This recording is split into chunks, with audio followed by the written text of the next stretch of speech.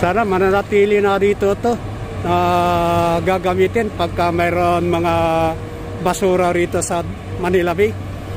Mas madali yung kanilang paghahakot ng basura, pagkuha ng basura, para hindi na makarating dito sa tabi yung mga basura. Maganda to. Talagang nilaan ng gobyerno talaga itong equipment na to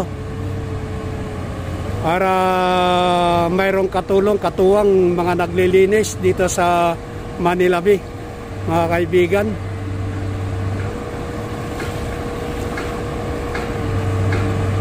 Good morning mga kaibigan, mga friend. Matagal-tagal na hindi tayo nagpupunta rito sa Manila Bay.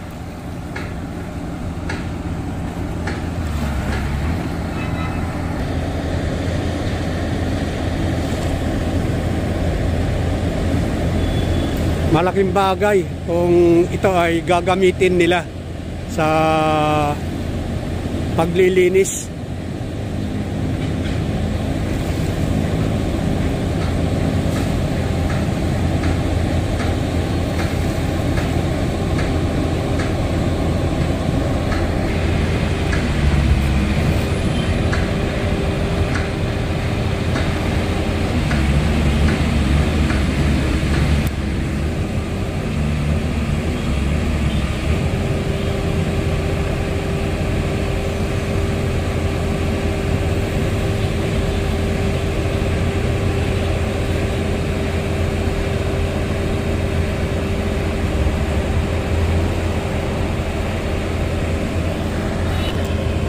Pwede rin nakakatuwang sa paghahatak itong mga nakalutang dito, mga kaibigan, dito sa tubig sa Manila Bay.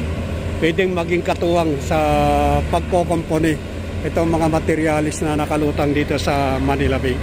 Ayan yung mga nakalutang na nandiyan sa tubig. Dahil paubos na ng paubos, kukunti na lang to, mga kaibigan, itong mga dito sa tubig, yung mga nakaharang, pangharang sa mga dumi, ay kukunti na lang.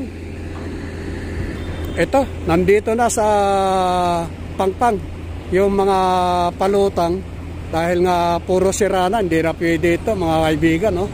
Ito yung umaharang sa mga dumi dapat, pero hindi kaya kapag ka malalaki yung alon,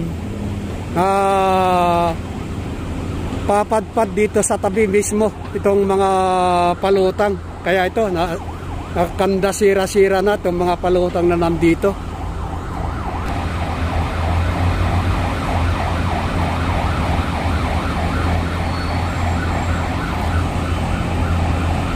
Kaya maraming salamat. Magandang umaga muli sa inyong lahat, mga kaibigan, sa banda ko ng mundo, lalong-lalo na ng ating mga kababayan na OFWs na naghahanap buhay sa iba't ibang lugar ng mundo.